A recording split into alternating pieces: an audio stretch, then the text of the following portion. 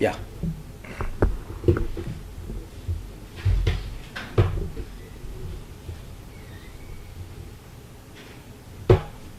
Yeah.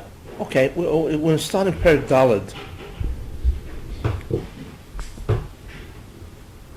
Perek Daled. So the Matzove Shel Odom Be'olam Hazeh.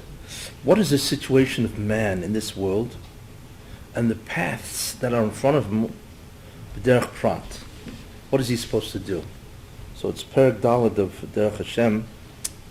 So what the Ramchal says, that in terms of the situation of man in Olam Hazeh, we can distinguish really two different categories in that sense,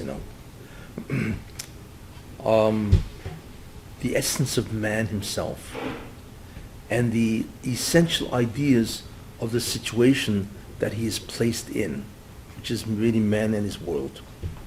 That's what the Ramchal wants to talk about. Now, in terms of the man in and of himself, he had mentioned, which he repeats, that human beings are made of two different opposites, which is really when you think about it, really incredible, how two different opposites can exist within the same boundaries. Because the natural thing, of course, is one to destroy or eviscerate the other. But two different things exist within the same boundaries. In fact, as the same entity. And one, of course, is the neshama, and the second is the guf. We know, of course, that the neshama is an unbelievable spiritual thing. In fact, the neshama is really the greatest ruchni ever created, really. Other than the malachim are far inferior to the neshama itself. And really the neshama is part of the Ein Sof, which is interesting. The neshama is nothing more, in a certain sense, of the Ein Sof. Is the neshama or the chelek el-kamimal? Well, that's why neshama is a chelek kamimal. Well, we're all separated from that, so we're a chelek. But in terms of the identity, the neshama shares an identity really with the Shechina. Actually, that's really what it is. In fact, if you really want to have a better understanding of that, if you took a coin, a coin has two sides. There's heads, and there's tails, right? The Shechina, there's one coin, and one side is the Shechina, and the other side is the neshama. Part of one coin. Except in a certain sense, it's like two different expressions or forms of the same item called the coin. One is called the Shechina, the divine presence, and the other called the neshama, which is a being. You see. And the Shechina is a projection of the well, the Shechina of who? Yeah, because when we talk about the Barsham, we can distinguish many different levels of his manifestation. That's interesting. Ultimately, I once said, which is very important, is that we don't know who the Barsham is. We will never know. We cannot in any way comprehend the Barsham. No being, whether it be Malach, I don't care how high they are, it's irrelevant. Nothing and nobody can ever understand the being called God. You remember why? Why not? Because an understanding, by definition, is a limitation. Fine. Yeah, but why? Well, that's not even... Okay. Because the problem is, not because of I once mentioned this, not because God is infinite. That's not a problem. Because the Ramchal says that God could have made us infinite, whatever that means. No? He didn't. He didn't. But I want to tell you, there are a lot of people walking around think that they are infinite. This is part of the problem. It's called delusions of adequacy. But anyway, he could have made us infinite, but he didn't. So therefore, infinity is not a reason why we cannot comprehend him. Because even if we were infinite, we could comprehend him, right? Because he could have made us that way. And the answer is that even if we were somehow infinite beings, whatever that means, we still couldn't comprehend him. Why? And the answer is because comprehension means that you have an understanding of a concept. It's an idea that you grasp, you see. But what happens if every idea that you can grasp is not God? I don't care what you can grasp. Why is that? Because the Rebbe Hashem created ideas. So if I can only grasp him with an idea, and he created that idea, well, obviously it's not him, because he existed before the idea. You see? In other words, there is no idea that it coexists with him that I could say, aha, I understand him, because this idea is associated with him. It's not just Atzmut, so it's also Ein Sof we can't understand. Yeah. Well, yeah. But I'm really talking about Atzmusai. So therefore, God is ungraspable. Why? Because every idea that you can grasp is not him, because it's a created entity. So how can a malach grasp him? Because even they, however they think, even they grasp through concepts. That's how we understand things. But if he is none of those concepts, because he created it all, they can't grasp why is either. it? But prophetic vision is beyond, is much Who? higher. The prophetic vision is the higher than logical and conceptual framework. That's true. But remember, a prophetic vision still has concepts. doesn't Does it? it have to? It's above intellect. No.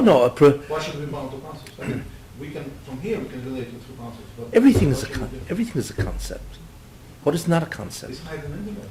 Who? It's higher than intellect. If it's higher, then... No. It bound. simply means that you can access a reality that you cannot access here. Prophecy doesn't... The only thing Nevuah will give you, other than the attachment to God and so on and so forth, is that it's a different pathway of knowledge. That's all. I know things that I could never know with the five senses, with my logic and so on. In other words, it's a different device to access reality. That's all it is. But the reality is still ideas. That's what it means by the Enoshim Dimion Klal. What? In the Vein loy, Venoshim Dimion Klal. vein what? Venoshim Dimion. Loy shum. Yeah, Venoshim Dimion. Dimion was the idea. The ideas. Well, imagination, but yeah. Dimion there would be ideas. Yeah, exactly. Yeah, and again, the problem is because he created all the ideas, and clearly then they don't coexist with him. So then, how can we grasp him? Where's the source that we get that Hashem created everything, including ideas? Well, there's a pasuk in Yeshayahu which is brought down Haftarah, where the Rebbe Hashem says, and Yeshaya, says it in his name, "V'elmi tedamyuni v'eshver." Who are you going to compare me like? And I will be that.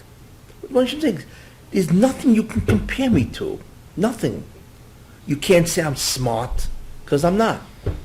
That's not me. You see, you can't say I'm this. You can't say anything about me. V'eshver. In fact, what is shocking, you cannot even say God. Because in the realm of God, the word or the concept of a supreme being doesn't exist. Even the concept of a supreme being, which is God, doesn't coexist with him.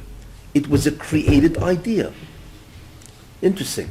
So we're totally stuck. What? We're totally stuck. We are totally, absolutely, completely stuck. He brought down the pasuk of David HaMelech, the Chadum Yatihim. Yeah, where he says, "V'loi demiya tehilo," and if you want to praise God, just say nothing. There's nothing to say, because everything is merely a creation. That's very hard to grasp. That means every idea that I can ever say about him is not him. It's a created entity that he created to understand reality. Creation is our bubble. Yes, I use that bubble, correct. Yeah, there's a bubble called creation, and he's outside the bubble. All ideas, things, places, you name it. Objects, concepts, is in the bubble. Outside the bubble, there is nothing else. In fact, maybe the ultimate way of saying it is that is God part of reality? No. Reality is part of God. Like, what more essential is there than reality? Reality is part, he created reality. In fact, he created the word called reality, the idea of reality. That's how far removed he is from us. So if that's the case, how can you possibly understand who he is? Can't. That's why it's not because he's infinite. Most people have no idea why you cannot know who God is. But the answer to that is because there is no concept that he is. In fact, probably the craziest idea is that God does not exist in our terms. Because existence is not a concept. Because existence, which is a concept, was created too. So then the problem is, then what is it? If we can't even use the word God exists, so then what in the world can we use? And the answer is, we can't. We don't know. We don't know the alternative to existence. See, but there's an alternative that we are unaware of. But, existence is so basic, how could there be an alternative? Because as far as we know, you either exist or you don't exist. There's no alternative, And therefore, that's a noble. Now, but after that, when God created the bubble, so to speak, then he created concepts, ideas, he created objects, etc., etc. He created the concept of reality, and then he assigns or designates specific ideas that he says, these you can describe me as. You see. Representations of him. Correct. Yeah, they are conceptual representations of him. You see. But one of the things that he did create is called the Ein Sof. He created the Ein Sof. What in the world does that mean? But it's a nivro, yeah. And so when we refer to the Moshe, we refer to the Ein Sof. So what is the Ein Sof really? Existence. What? Existence. It's a being that is pure existence. Whatever that means. In other words, the essence of the Ein Sof is existence. There is no other essence. And so on. So the Ein Sof, we say, is the Rebbeinu Shalom, but it's pure existence, and that's what it is. It's a being that has pure existence. And then from there, everything else follows after that. And so on. So, so the neshama comes in after that. And just because I'm only asking this way so I won't get confused. You're listening so you don't get confused? So I won't get confused because Rabbi's brother gave a share. You remember what Cain said? Am I my brother's keeper? But I just want to see Rabbi's... Very good. I wouldn't usually do this, but he said that really that people really, we are chelik el kamimau. Yeah. We were given whatever the shir said. Basically, the chelik el kamimau is not the neshama. It is basically a piece of Ein Sof, whatever that means. Yeah. And the neshama and the guf were given to the chelik. Fine. Well, how? Is that That's merely semantics? It's merely putting it a step lower, because really what he's probably talking about is the spheres. After the Ein Sof comes the spheres. You're talking about beings. So I call it Atzmusoi, which is beyond the bubble, and the immediacy of the bubble is called the Ein Sof, and then right after that it's called the spheres, and then we come after that. Okay, so in a certain sense, person himself, we are a chelik of the spheres. So we're a chelik of the sphere. So then, In a certain, at the end of the day, am I a neshama or do I have a neshama? That's the question. In my total, in the innermost essence, am I a neshama or do I have a neshama?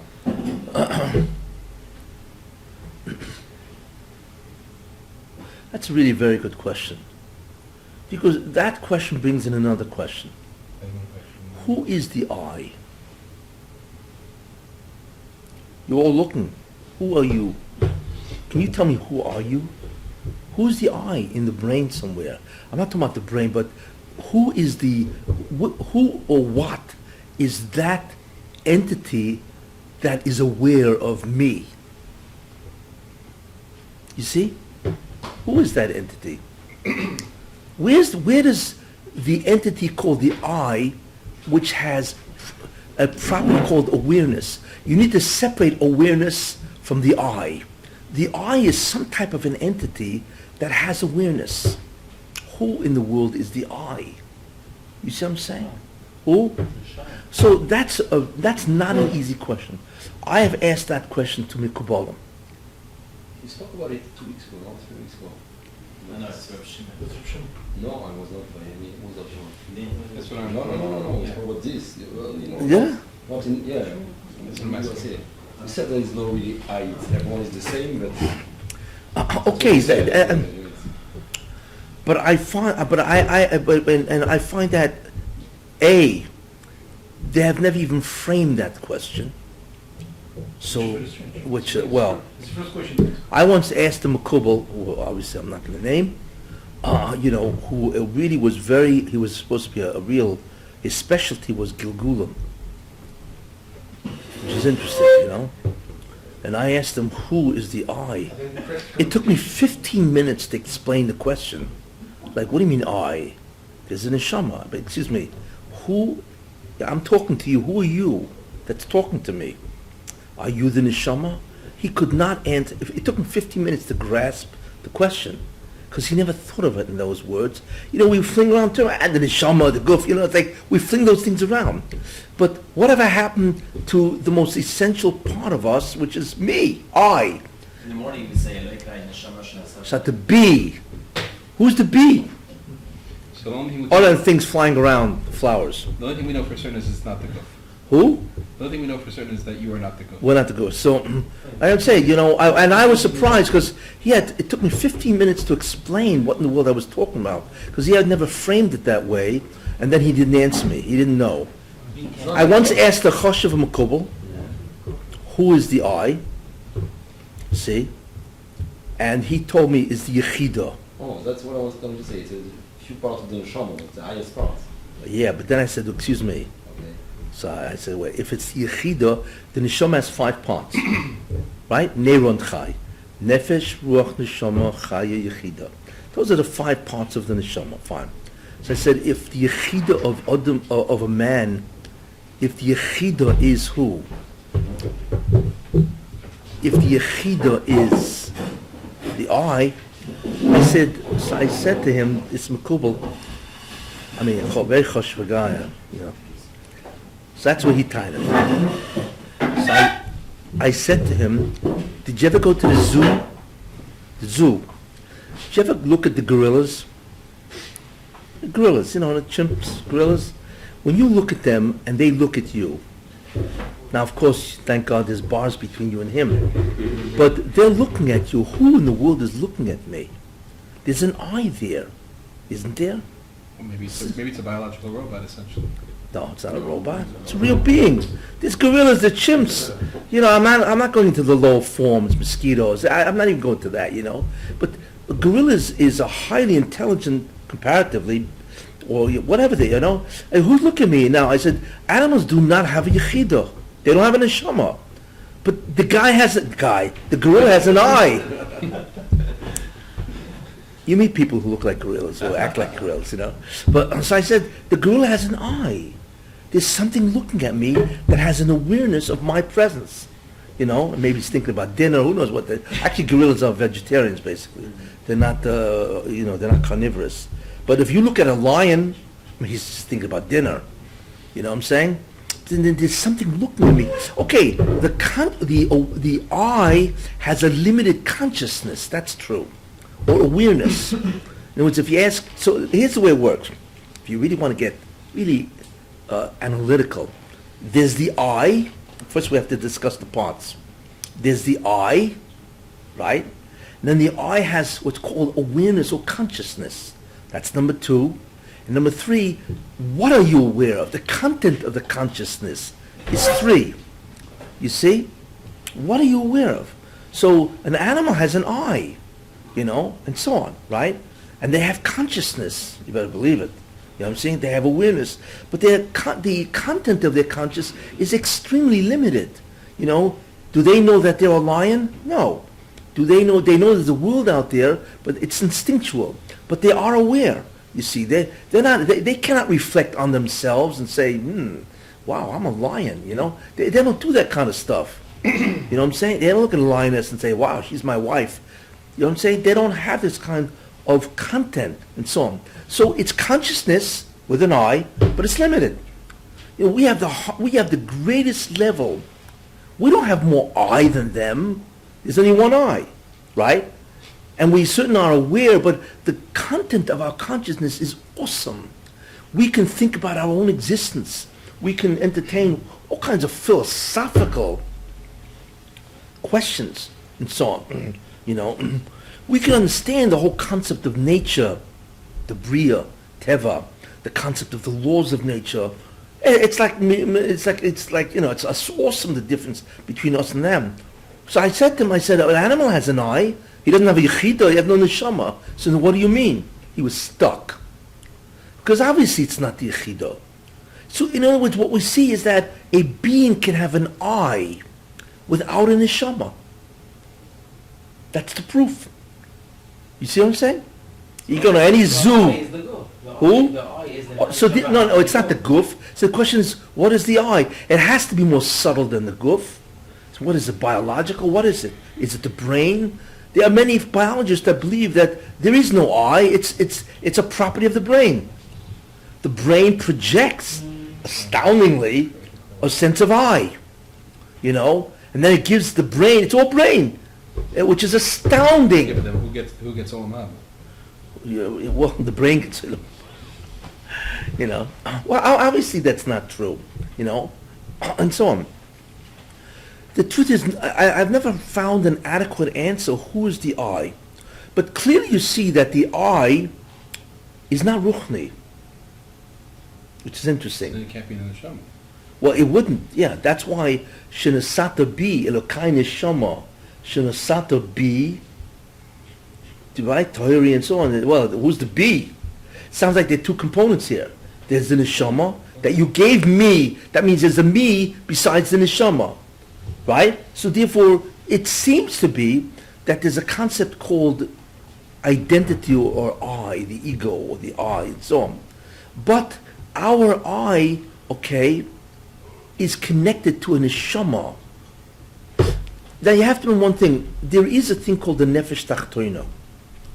There's what's called the nefesh elyoina, which is the uppermost soul, and there's a thing called the nefesh tachtoina, the bottom, the lower soul, and that's another term used for nefesh tachtoina is called nefesh bahamis. It's a famous term. The Tanya, Balatanya used this. Nefesh bahamis, okay? What the nefesh tachtoina is, it is some incredibly elusive thing that cannot be detected. The Ramchal calls it dak shebedakas.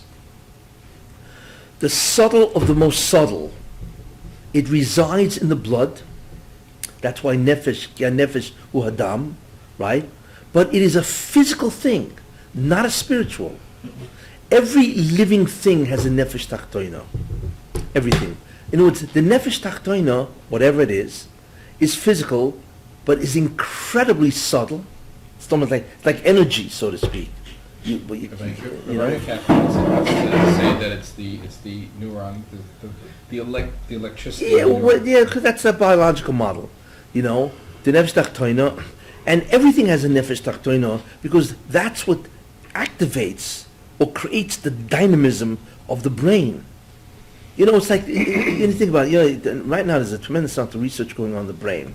That's the last great frontier of the brain. It's like, you know, I mean, it's just awesome. What a device that is. You know. It's the only organ that's trying to think about itself. Yeah. Well, yeah. Well, the brain has 100 billion neurons. It's impressive. There's nothing that has 100 billion of anything. You know, but the brain has 100 billion neurons. But what is so impressive is it's not just the 100 billion neurons. It's the synapses. It's the connections.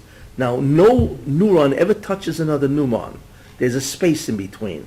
It's called a synapse. And each neuron talks to the other neuron through what's called neurotransmitters, like dopamine. This one will send a chemical across this incredibly small gap, will be picked up by this neuron and send and so on and so forth, And all of a sudden the brain can detect, for instance, the brain detects too much sodium in the blood.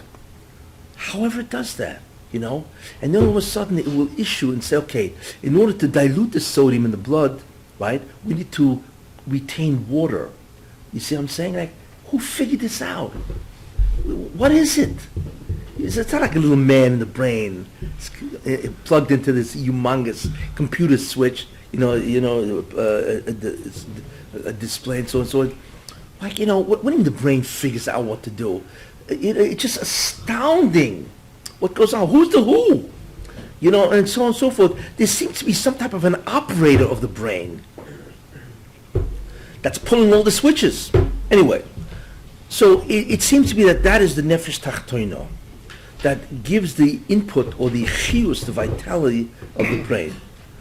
Now, therefore, it would seem that the nefesh tachtoino is an I. Because animals have a nefesh tachtoino, but it's limited. The human being has a nefesh tachtoino that's awesome, obviously. And therefore, his entire brain, his mechanism is just incredible, what he can do. But we share with animals two things. One is that we have a material body, like they, and two, we have a nefesh tachtoino that seems to animate that physical body. So it could be that the nefesh tachtoino, one of its properties is to produce an I. Except since our nefesh tachtoino is a million times more sophisticated than the nefesh tachtoino of an ant, we can obviously not only have an I, but our consciousness is awesome, and obviously we can do, our devices are more complex and so on, But it would seem that the neshama doesn't produce an I.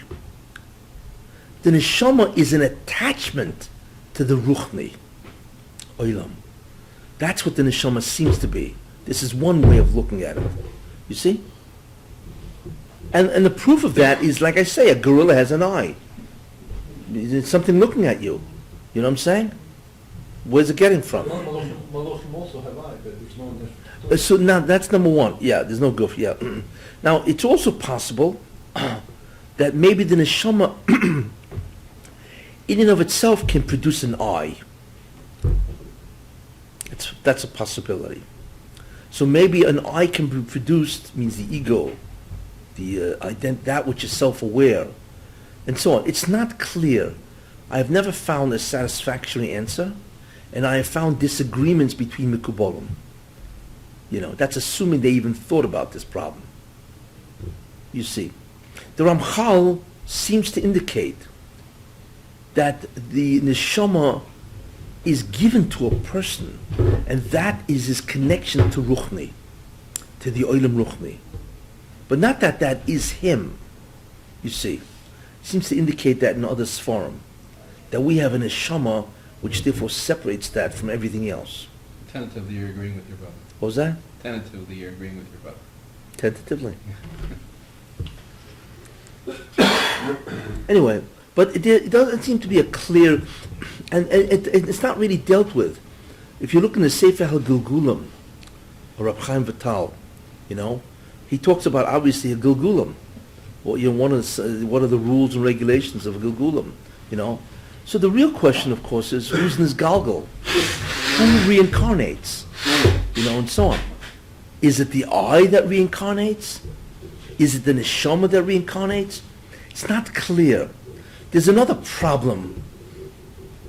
There are many problems that really need a solution. Adam Marishan, I'm just giving you the problems. Something to think about, You take Adam Rishon. He was a man. He was an incredible person. We have no asaka of who he was. But in the end, Adam Rishon had some kind of counterpart that was physical, whatever that physicality was. But he was physical, although it was much higher physicality, whatever. And he also had a neshama. He had the neshama. Because if you remember the example I used, you have a coin, the left side, one side is Shechina, and the other side is the Neshama. God only created one Neshama. That's called the Neshama Klolos. It's also called Knesset Yisrael. One. And what the Baruch Hashem did is he took that one Neshama and he put it into Adam Harishon. So when it says Vayipach bi'apav, notice he made Adam from the Adama. That's why Adam is called Adam, because it comes from the Adama. At least that's one of the ideas, right? And he blew into it a Nishmas Chaim. That is the Neshama, you see. So, and therefore Adam had the only Neshama existing. He had all of it, whatever. And he had consciousness. There was a real human being, so to speak, that could talk to you. And he had a discussion with Chava, and so on and so forth, you know. So the question is, when he sinned, yes, he sinned, and therefore what happened was, he changed an enormous amount of things, but one of the things is he fragmented into thousands and thousands of pieces. So the neshama now became sort of like fragmented on a certain level. Okay? So the question is, what happened to his consciousness? How can consciousness be split? You see, you could split a table, but a neshama is a singularity of an entity. How do you split it? How can you split consciousness in a neshama? Means if we're all Adam Harishon, how could that be? You know, that means you're me and I'm you. That may make a lot of people very uncomfortable. But that's what it would mean. That we are really all identical. We're the same thing. But how could that be? Because I look at you and you look at me. You see? There's clearly a spatial differentiation. But how could that be? What does it mean that a neshama can split? So if you learn that the neshama is the chelik to ruchni, makes sense. Because each of us has some aspect of his neshama. No problem. You know what I'm saying? But if you learn that the neshama produces an eye, so how can an eye split? An eye is an indivisible entity. You know what I'm saying? It's indivisible because there's an entity called eye. You know, you can't cut an eye. You know what I'm saying? So what does it mean to cut an eye? And if it is cut, that means what are we looking at here? Two different eyes, but then they're differentiated. So it's not the same thing. Like what goes on here? That's obviously not really understood clearly. What is the reality in terms of the neshama, in terms of the faculty of awareness of I, the identity, the ego itself? Who is in this galgal? How could Adam be split? What does a gorilla really have? All these things are fundamental issues to be solved in order to really understand what goes on, you see. And I don't find that people really have a grasp of these. You know, it's obviously the ideas are very philosophical in a certain sense, but they're critical, analytically, to figure out what's going on. They're the basic information, you see. Anyway, so at least ostensibly, we have a neshama in us, right? So we are literally two beings. A neshama, which is purely spiritual, and a guf, which is completely physical, which is the exact opposite of a spiritual. Yet they exist side by side, which really is impossible. It's a nest. It's the same thing as if the Baruch Hashem had made water and fire existing together, neither able to dominate.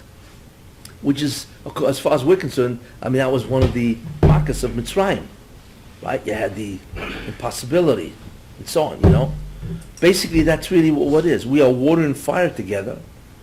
We are entities that really should not exist, if not for the gzera or the desire of the Rebbeinu Shalom. You see.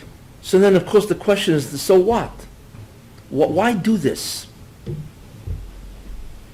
Why is the nature of man physical and spiritual at the same time? What's the point of this? And the answer is, ultimately, the reason why we are a mixture of two opposing entities is that we need to decide which entity dominates. What it does, it's combat. What the Baruch Hu has done by putting two, it's like, you know what it is? Put two guys in the arena. Fight it out. It's really what it is. The neshama and the guf together is an arena. They have to fight it out. The neshama has to subdue the guf and turn, not only subdue the guf, but to turn the guf into a ruchnistic entity, relatively speaking, or the guf turns the neshama into a darkened entity. There you are. It's war. It's combat. That obviously is what it's all about. The Baruch Hu created two opposing entities in one arena called the guf, and now he said, okay, fight it out. You see. So what he did do, so that's what's called this given, or the situation. Now the question is, okay, well, how does each one of these things win? What are the weapons of choice that each side has? You understand what I'm saying? I'm laying a fundamental groundwork of what's going on. So the question then, of course, is, okay, what are the weapons? Choose your weapons. Choose your weapons. So you're the neshama, right? What's your weapon? How are you going to subdue this guy, the guf? You're the guf. How are you going to stop this guy from trying to, get you to change? And the answer is, what's the weapons of the neshama? Who? No. No, that's a property of the neshama. Maybe of the guf, actually, it's a property of the nefesh tachtoina. No, what's the weapons of the neshama? How does the neshama subdue the guf? And how does it convert the guf into being a, relatively speaking, spiritual entity? Relatively, because it never becomes... Who? The connection to What does that mean, specifically? Specifically? Yeah. The tools that he gave us. That's generally. That's not specifically. No, you all know. Mitzvahs. That's what I mean by the kaimamo. No, I don't know what you mean, but that's not what you said. I never assume. Torah, mitzvah, Torah, Yisrael, Kushbuk, Rise. No. Forget the drushes. Mitzvahs. One word. That's what you're supposed to say. Right? Yeah, that's it. The neshama has mitzvahs. Through the mitzvahs, it's able to, the body does what? The body takes the physical universe, and by using it for the sake of the Rebbeinu Shalom, can convert the body into a relatively spiritual being. That's what? Well, it becomes Kodesh, yeah. Well, b'mitzvah sov. The weaponry of the neshama is mitzvahs. Without that, it can't do zilch to the body. And how does it make the body? By forcing, so to speak, the body to engage in a physical act, which is a mitzvah. It can subdue, transform the body. That's it. What is the weaponry of the guf? True and so also. And they join guf. Oh yeah, but basically it's mitzvahs. Yeah. You're not building it. So What? You're not building it, you're just taking it away. The damage you did. To who? Tshuva missed. Well, yeah. What he's saying is true. Tshuva works on a different way, which is true. Yeah. But the chatchila, good point, by the way. But what's the weaponry of the guf? Who? What's that mean? Who? Yeah, exactly. That's which is an avera. The weaponry of the guf is to enjoy this world without any thought about God. Just do it. That's its weapon. The weaponry of the guf. The weaponry of the guf is the total submersion and usage of Olam Habzeh without any thought whatsoever to God and whatever. That's it. That's its weapon. And by doing that, it intensifies its Geshem nature. You see? So it's unbelievable. That's why the Baruch Hashem did this. He wants a fight. It's a war. You see, that's what it's combat. It's all it's about. Who's going to subdue who? Will the neshama subdue the guf by doing what? By forcing the guf to engage in a physical act with the intent of the Rebbeinu Shalom, which is basically what a mitzvah does, right? And therefore, it will subdue and transform the guf, or vice versa.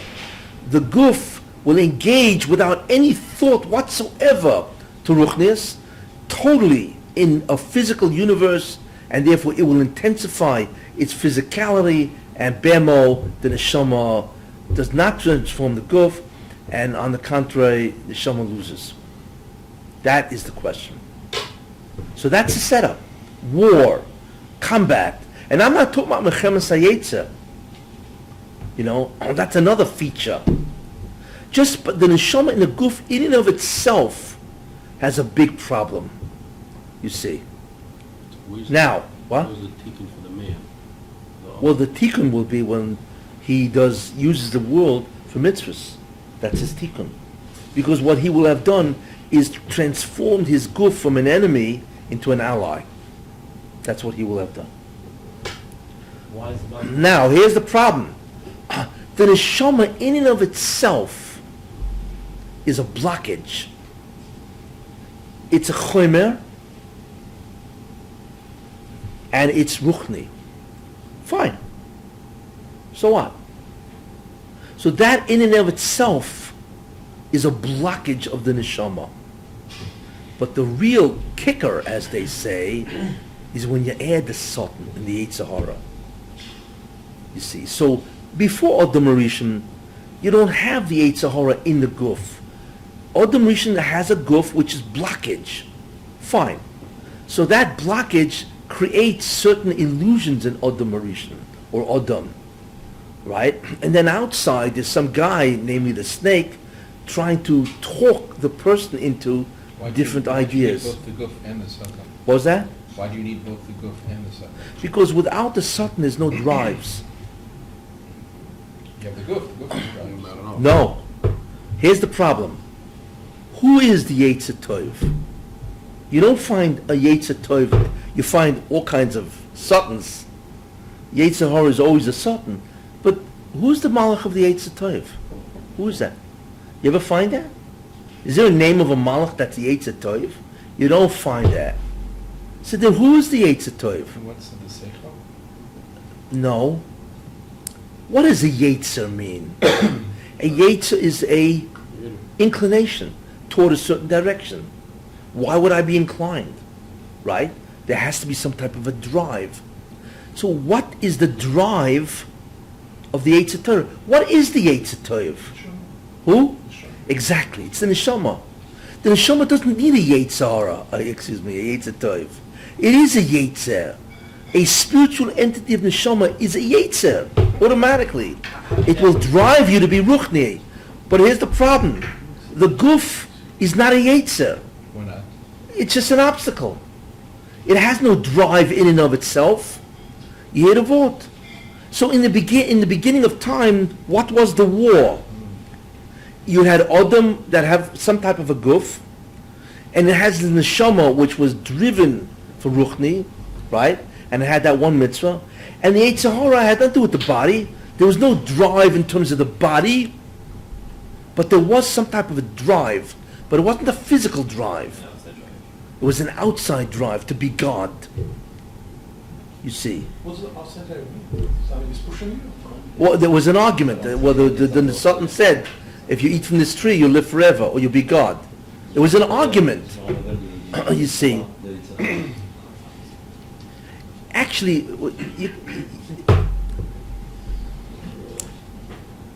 the real question is, well, you really get into this, you know. The real question is, what was the Yetzer Hara by Adam Rishon? It wasn't his body, because the Satan, the Nochash, was outside his body. So then what was this, when the Satan talked to Chava, right, which was identical to Adam, let's say, what was he talking to?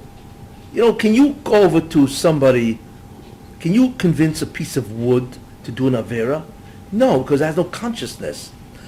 If Adam Rishon has no drive whatsoever, so then who are you talking to? Who said he didn't have a drive? Well, he did. What was the Yetzer Hara? We just defined it. But you understand, then who, the Satan can't talk to the Neshama. The Neshama looks at, because the Neshama is pure Yetzer Hara. The goof has nothing. The goof is not, the goof is, no, that simply means nefesh tachtoina. That's how the goof works. The nefesh tachtoina is the body. Once he has I'm talking about Adam Rishon. animalistic body, he can be swayed by an external nefesh. No, he can't, because without a drive, there's nothing to talk to. Explain it. You can't talk to a piece of wood. You can't. Why didn't he have his drive? His drive was to do good or to do better. It wasn't that to do good or bad. Like when Mashiach comes, it's going to be good What or was better. the origin? What is the origin of that drive? Neshama, it was Neshama. Right? It's just purely neshama. It was a mistake in that drive. Right? Think There's about still a that. drive to the It neshama. happened in history. when No, of course, the neshama has a drive, And- right? And what's The neshama's drive, always to accelerate, to do much better. yeah, but what's the opposite drive? You know, if you have a drive to do good and there's no opposite But drive, the opposite there's no drive was contest. external. The Again, opposite drive was another, you don't which is understand the something. downside. But the Satan has to talk to something. If Adam Rishon has absolutely no drive whatsoever, then who's he talking to? But you think he has no drive, but that's not true. He does have a drive. His I'm drive is to asking, do better. excuse me, no, but that's a drive of toiv. There Okay. has to be a drive to want to be God. Yes? Excuse me, if I walk over to you, right, and I say, you know, I can show you how you make $1 million in a week. And you can say, show me. Why? Why are you interested? You're going to drive to have money. Yes? But what if you have absolutely no drive whatsoever? You walk over to a Nebuch, a retarded kid that's 50 IQ, and you say, I can show you how to make $1 million. He'll look at you and say, like, you know, who cares?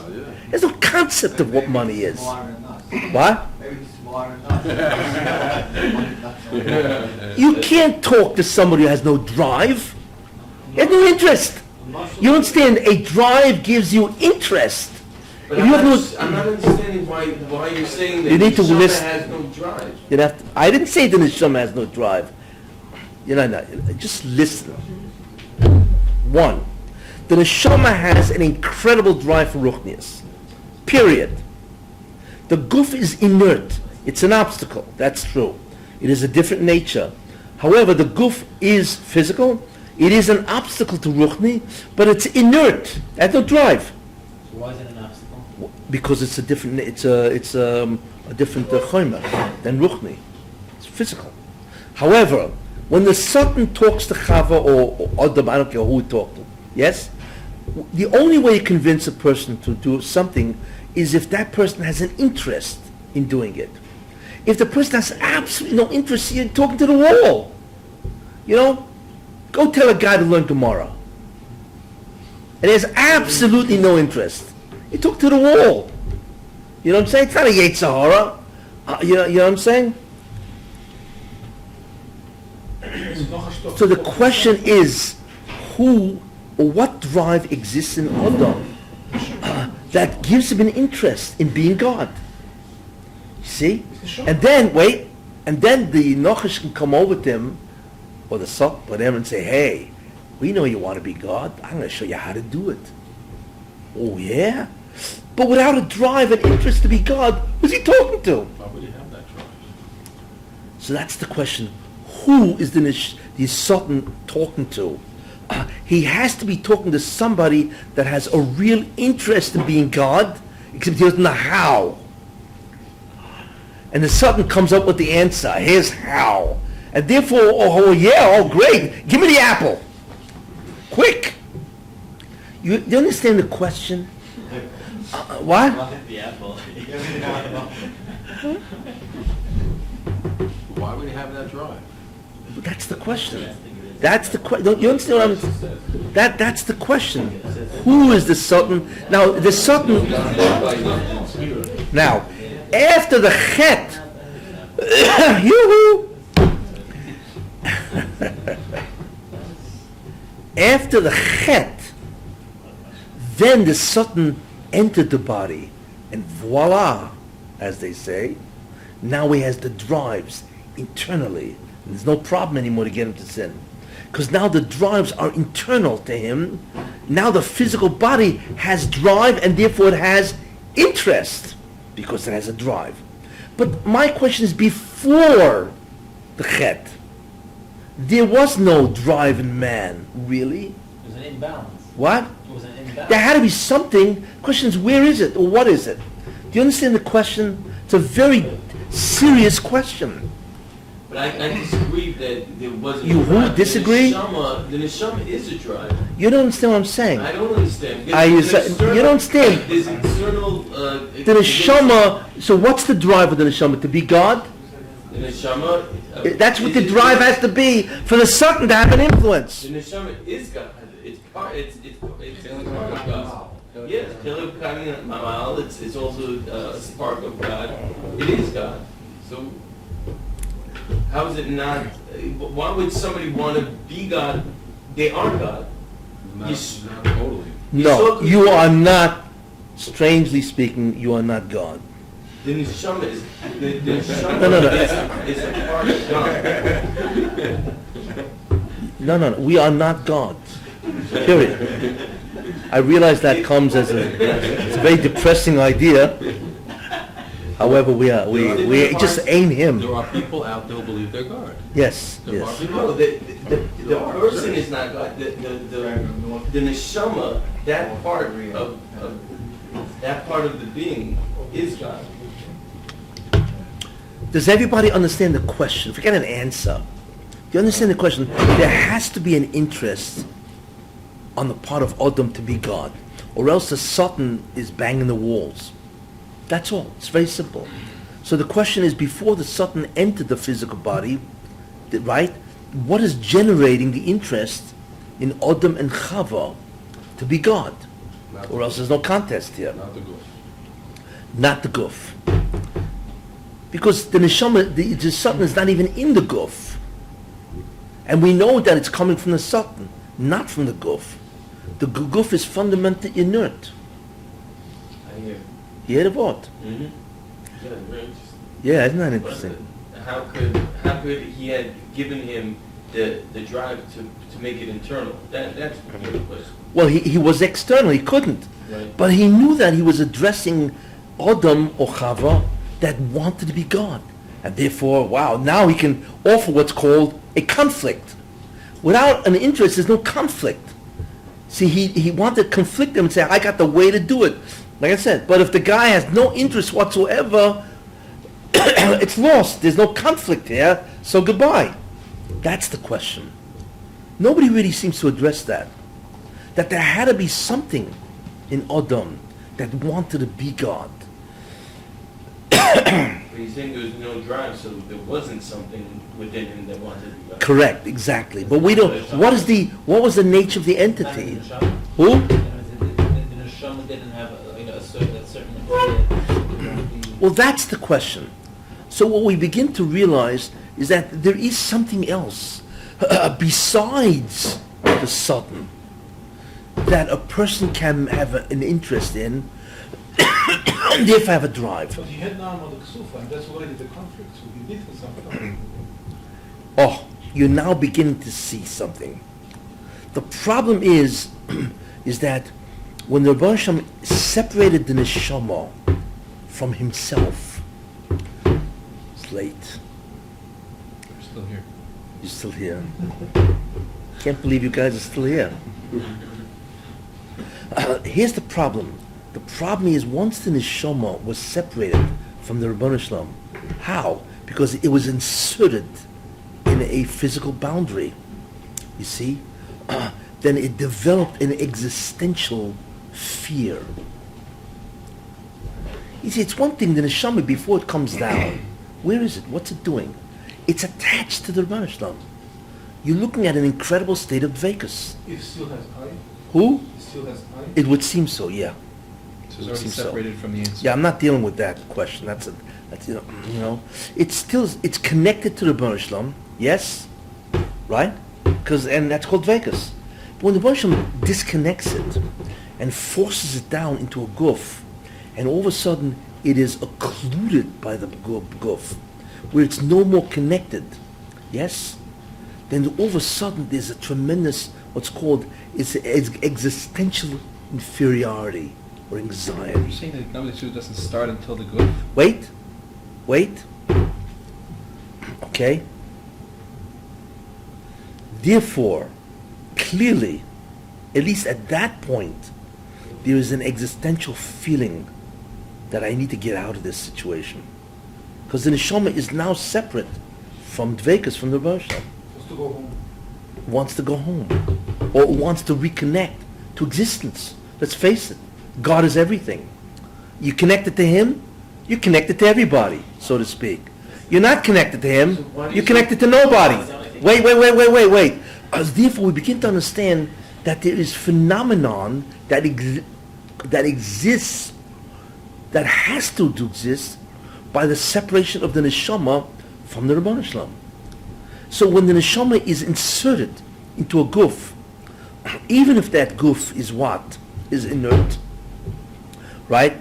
There has to be something which is now generated. Because, you know, it's to be disconnected from the body. That's a major catastrophe. You understand? You know, it's to be said, to be connected to everything, and now to be connected to nothing. Come on. What would leave us? You know what I'm saying? So therefore, what the neshama then develops is, it's called an existential inferiority.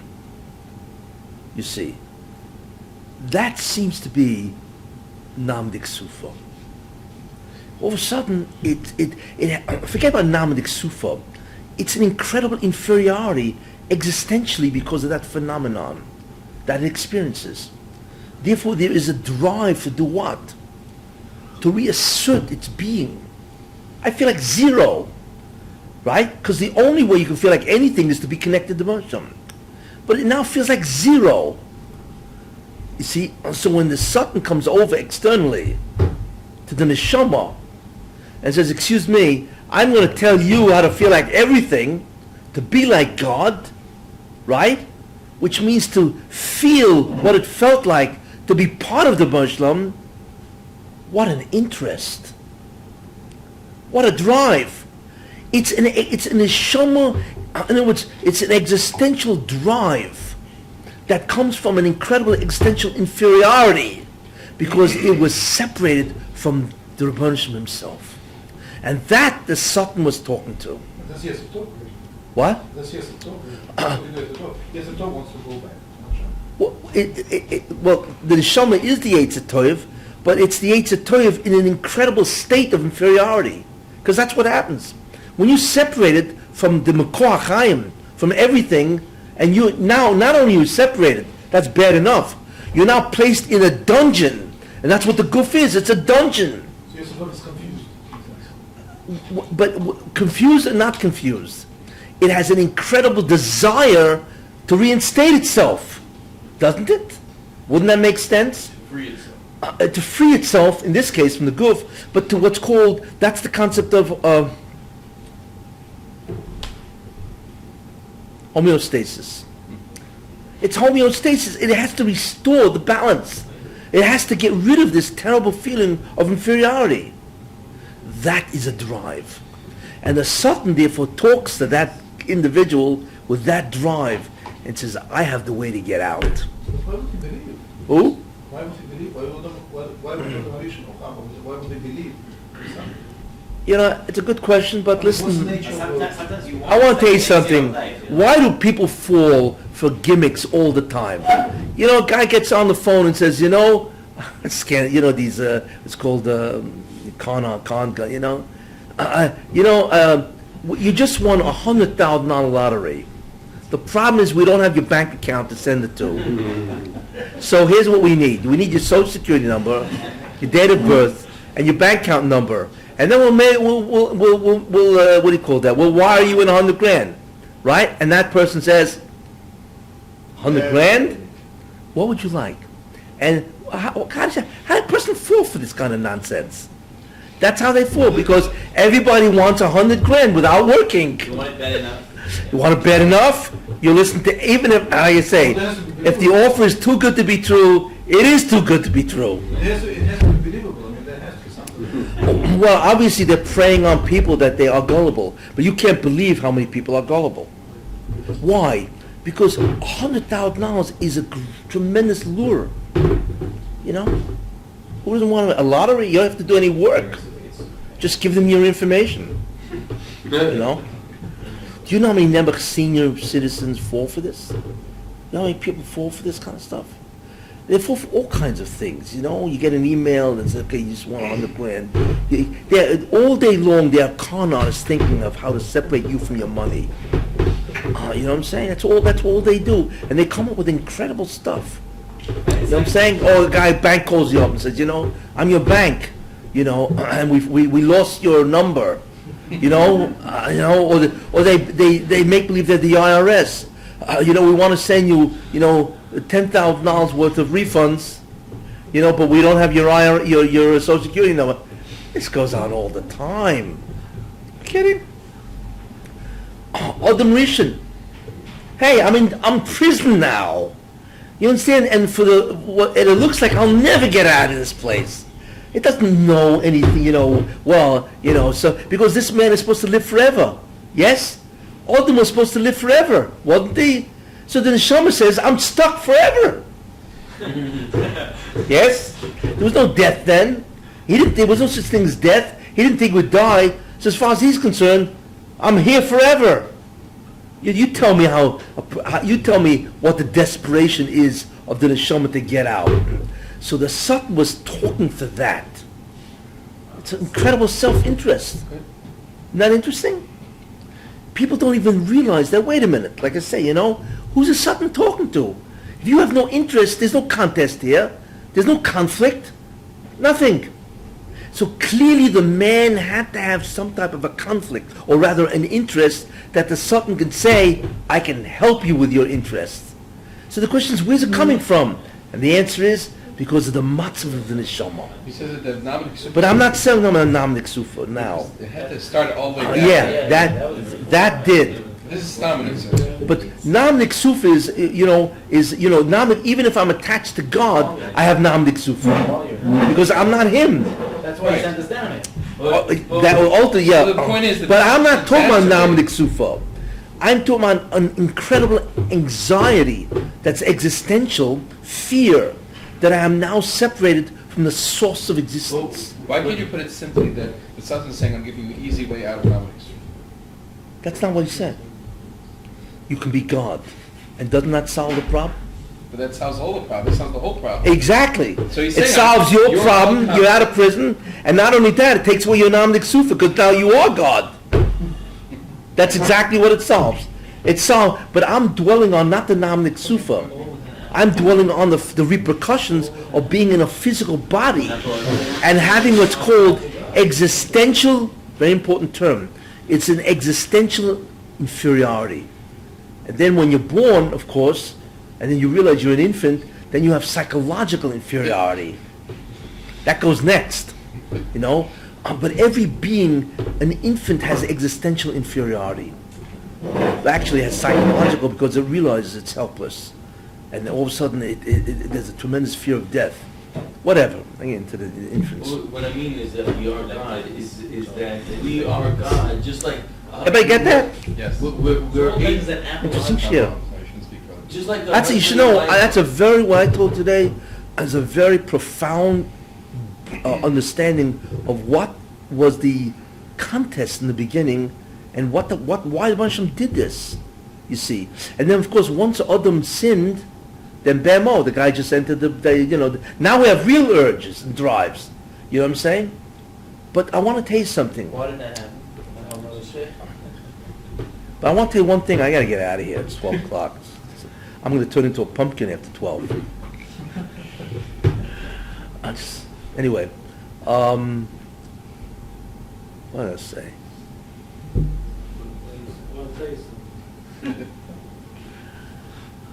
He became, Wait, I got it. What From did the I way say? of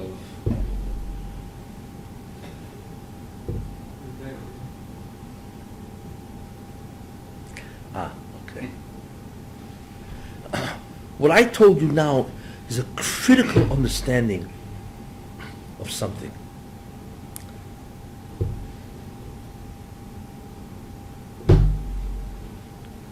The concept of an existential inferiority is a critical understanding. You have no idea of what the repercussions is to have an existential inferiority, because we're stuck in a body, you see. And we all have, remember, it's not psychological inferiority, it's existential inferiority merely by having the neshama in the guf. So existentially we feel like zero. And therefore, the fundamental drive in all humans is what? To be somebody. Exactly. To reassert being. You don't realize how fundamental that is. We're always trying to reassert ourselves. And that is the fundamental understanding of all human behavior. Because everything we do, believe it or not, is just another way of reasserting that we're somebody. To be noticed, Be noticed, be accepted, be wanted, be famous. be famous. Keep going. Be rich. Be rich. All of it serves only one thing. If I'm all of these things, I'm somebody. And if I'm none of these things, I'm nobody. But the drive to be somebody, to reassert being, comes from existential inferiority. the animals don't have this problem. They have no. Animals No have shadow, another. right? No, animals have. And by the way, They do, because they fight for the alpha, whatever. no. Because we have existential inferiority, and therefore that means everything we do in life, there's only one reason why we do it, even though it doesn't look like that, is to reassert our being, to be somebody. It's the most fundamental thing of all. That is why, okay, we are incredibly afraid of death. The greatest fear is what? Is the greatest drive of all is what? Survival. Who? Survival. Yes. The greatest drive of all, the bottom of the heap, is preservation of life. We need to preserve ourselves. Why? Because if we preserve ourselves, we are. And if we don't, we aren't. It's all part of the existential need to be. It's different from being somebody. It's totally different. We want to be. No. Automation didn't have this problem. He was. He just became somebody. But he was. No, but right now- No problem. We are not. Yes, but that means we don't. Therefore, a person is always trying to assert or reassert being. I am. And he's always trying to feel that I am. Automation was. He didn't have this problem to assert that he was. Most of It's built. It was built in. I mean, he was. Most of designed. that- No, but once you put into a goof, and you've been separated from the source of all existence, then basically you feel like zero. But he wasn't supposed to die. most of them. No, I'm not talking about death. The problem is the separation creates an incredible sense of loss of self. There are different levels of to be. I mean, to be. He was, but he was like on a low level. You know, lower level is one thing, but when a neshama is separated, it's a bottom level. Remember, God is the highest level, and if you're now no longer there and you're entrapped physically, you're zero. And you could terminate any second. You could be gone any second. We should, why are we afraid of that? We should embrace it. It is this existential, psychological imbalance. Embrace it? Yes. What are you contemplating? Suicide? No, it's not wrong. But you're saying people have a fundamental apprehension of death. But By the way, I see people who are thinking of suicide. what was it? I see people who are thinking of suicide. It's a plug. No, Chas v'shalom. I'm joking. Listen, it's 5 after 12. Hobrach Munis. Listen, all I'm saying is this: it creates existential inferiority, and when you add psychological inferiority, because we are born as infants, that's another killer. Existential Wait, wait. We feel like completely impotent beings, which is at the bottom of the heap, and therefore we spend. Wait. We spend our entire lives Compensating? trying to compensate, and to compensate in the sense that we want to feel like something. We have so many different ways. All these things we mentioned somehow give us a sense of self. You see, and if you want to know how we compensate, that's another shiur. But it's astounding that the fundamental drive of all man is what? Is to be, to feel like he exists. And by the way, that is the root of all mental illness, where we feel we're nothing. That's why psychological inferiority is the greatest devastation. You know, it's a lot to talk about, but anyway, but that all comes from the fact, you know, ultimately the existential inferiority, psychological inferiority, and we have this incredible desire and drive. The most fundamental psychological drive is to be. Therefore, the fear of death is the greatest fear, because it's the exact opposite of being, and the drive to be controls all our behaviors. Everything we do is to be. And you have no idea how extensive, or rather how pervasive, that drive is. Maybe we'll talk about it next week, in that sense, you know. Anyway. The opposite of being without the guilt. How do I get into this shit? The source. You know, it's a very fundamental shiur, if you realize that. What do I do with the ladder? That ladder's huge. I mean, it's